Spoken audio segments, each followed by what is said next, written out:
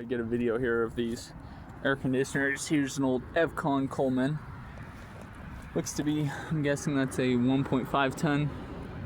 It's an R22 unit.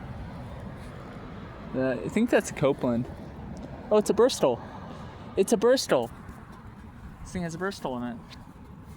There it is. A Lennox unit.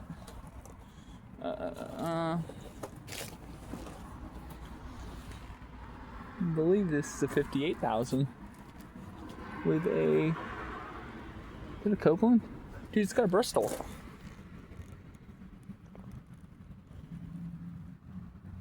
Tecumseh. And this one here looks like it is a straight cool. I'm guessing Daikin. Yeah, Daikin. It's another old Lennox value series, which is us, the Merit series. It's got a Tecumseh on it, if you can see the badge. The Tecumseh compressor. Another old Lennox unit. I think these are single phase units that are charged £4. Yeah, these are all one phase units. I think the old Coleman evcon over here is also a single phase unit. This might be all single phase. 240 volt. This is cute. These are cute units. So I get a video for you.